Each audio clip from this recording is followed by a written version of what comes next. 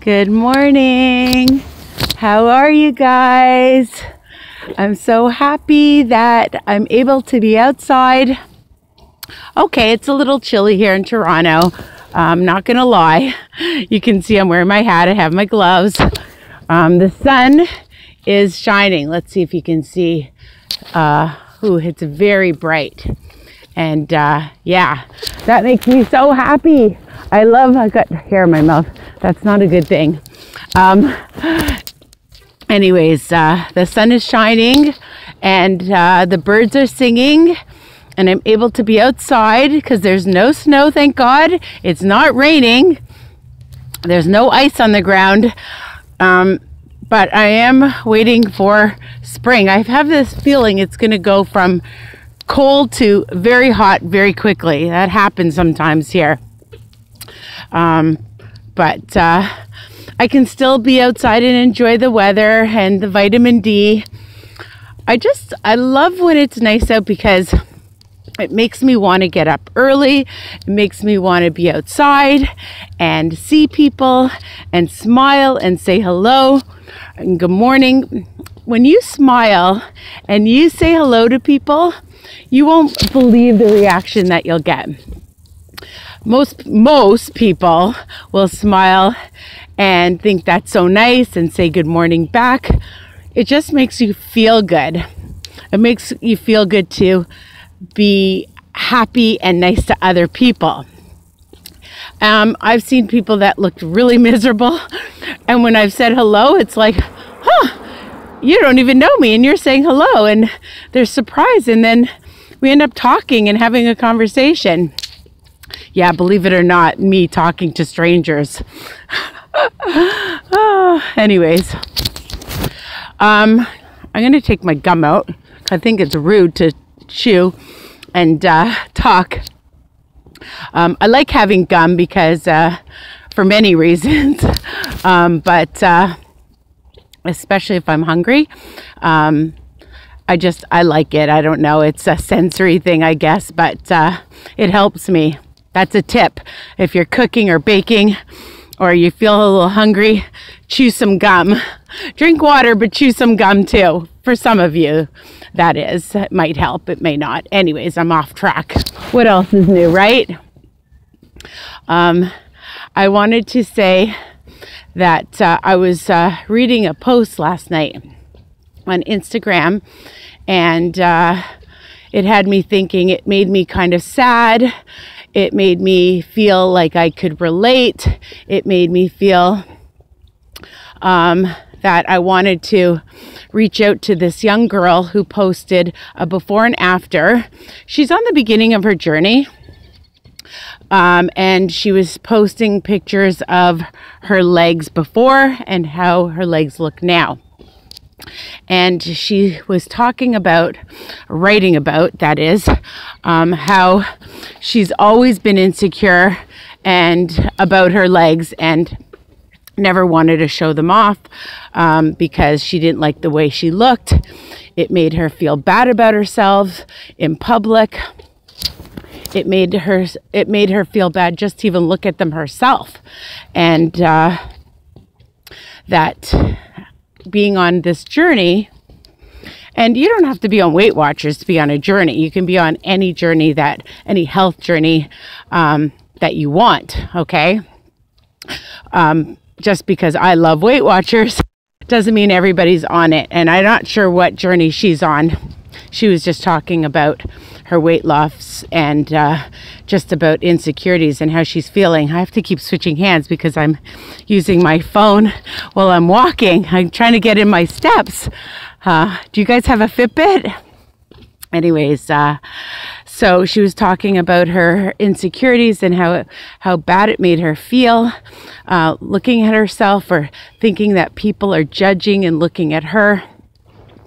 That's the worst feeling in the world, when you think that everyone's staring at you and making fun of you and judging how you look and what it does to your self-esteem, and just makes you feel even more insecure. So I wrote her back to show my love and support, and that it was very relatable because I've always been, I wouldn't say obsessed, but I've been insecure. Here, I'm going to keep using that word because that's what it is, right? Around my arms, around my legs. Even as a child, you know, when you're going shopping and you have to buy, or as a teenager, or whenever as an adult, and you have to go into other stores, going into, in Canada, it's called Pennington's. It's really changed these days. Oh my God. Before, everything looked like for really old people, and now it's really hip and up-to-date clothing. Not when I was shopping. It always made me feel ugly and again, I was going to use insecure, but it just didn't make me feel good to have to buy plus size clothing. It really affects your mental health and your self-esteem. I stopped wearing shorts. I used to wear shorts as a kid, as a teenager, and then I became paranoid about, and I didn't like the way I looked in shorts. And then it became about my arms, and I didn't like my arms. And when I remember working in a school, and these kids were touching my arms and jiggling, even after I lost weight. And I was thinking, seriously, I've worked so hard and people are still making fun of my arms.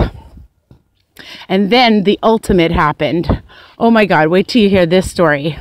When I was at a Weight Watchers meeting, yes, a Weight Watchers meeting, I had this lady come up to me. It was the summertime, and I was feeling so good about myself. I was at goal, and I thought I looked really good that day. Well, I did look good. In my opinion, I looked great. I was wearing a tank top, and I was wearing the 3/4 length tights, okay? And this lady came up to me, and she said, you know, Risa, you look really, really good. Like, you know, you're such a beautiful girl. But, then the but came. I think, she says, I think that if you had surgery on your legs and she's pointing to my legs, to my arms. Oh my God, she said, you would be perfect. I was stunned. I didn't even know what to say. I was lost for words. Yeah, me, I was lost for words. I was just like taken back that somebody at a Weight Watchers meeting had the nerve to say that to me. I didn't even know how to respond. I felt terrible afterwards. I wanted to cry. I wanted to eat. I didn't though. And it took me some time because unlike my mother, who's very quick-witted, I needed time, not saying that I'm not quick-witted, but sometimes you need, when people say things to you, you need time to process it. And I knew I was going to see her again. And I knew that if I didn't address it with her, that it would literally eat away at me. So, anyways, I was getting a phone call, so I just declined my phone call. And I had to go back to her afterwards. A week later at my meeting, I went back to her and I told her how I felt. I know you have to assert yourself, even when it's difficult, because if you keep things bottled inside, it's going to make you feel worse. And ultimately, you're going to start sabotaging yourself. Wow, that sun is strong. I'm trying just to see, maybe, I was turning around to see if I should walk a different direction. Woo! Very, very bright outside. Not that I'm complaining. I love the sun. So I addressed the issue with her and I told her how she made me feel. And she apologized. But I just could not believe how people have no boundaries. And they say, sometimes whatever's on their mind is on their tongue. And my mother always used this expression that you have to think before you talk, okay? But there was a Jewish saying, and often Ling is often say, I can't remember, I never can remember it, but you have to think about what you're saying to other people, because you have no idea how much it can traumatize that person. It's like verbal abuse, because, you have no idea how it's going to affect other people. So people, if you are out there, remember to think before you say things. I was at a party once and somebody asked me when I was expecting. And I'll never forget that. Another time, my mother-in-law, she came back from a holiday and she goes, Risa, I bought you the most incredible t-shirts. It's this big. And she takes her hands, let me show you. And she goes, it's this big. And oh my God, I went home crying. I said to my husband, you better speak to your mother and say something to her. But people have no boundaries, and that leads to more insecurities and self-sabotage. So you really have to think about what you say to people, because it does affect them. And I know that because we feel insecure, we stop ourselves from doing all the things we want to do. And why should we? Maybe we're not the thinnest right now, and maybe we can't fit into that dress that we want. We want to be able to exercise more, and we want all these non-scale victories, and they will come, people, with time. I know people are saying, oh, I have 100 pounds to lose, I have 50 pounds to lose. How do I stay on track? I'm not motivated. Well, there is no easy solution. You have to just set very small, realistic, attainable goals. You need to write them out. This is my tip. Write them out. Think of all the things that you'll be able to do. I know years ago, my mom used to say, oh, when you lose all the weight, I think she said to my sisters actually, because in my family, we all had weight issues, all the girls, would say, oh, when you lose the weight, you'll get a new wardrobe, or, we're going to go on this trip and we'll do this. But I found on my journey that rewarding yourself along the way is so important, mentally, physically, socially, and not to stop yourself from going out and doing the things that you want to do. Because staying home and isolating yourself makes things worse. I used to go through drive-thrus and pretend that I was buying food for other people. And, like other people cared. Or I would eat in private because you're afraid to eat in public. At school, it's really funny now.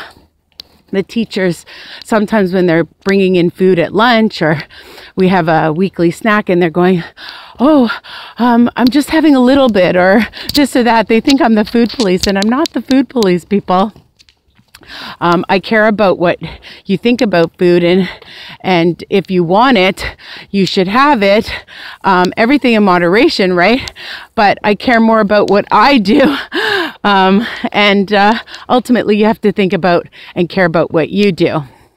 The other thing is saying positive things about yourself, okay? Years ago when I was engaged, I was engaged before Brian, and I was feeling really, really bad about myself because a couple months before the wedding, he called it off. And I remember my aunt coming into Toronto, and she said to me, Risa, you're strong and you're beautiful and you're smart. And so these affirmations are so important that's what you need to do. Look in the mirror, people, every day, and in the morning, when you brush your teeth, I hope you're brushing your teeth, say that you're strong. My mother always said, you're strong, you're beautiful, you're smart. And that's it. You can do this. Love you guys. Bye for now.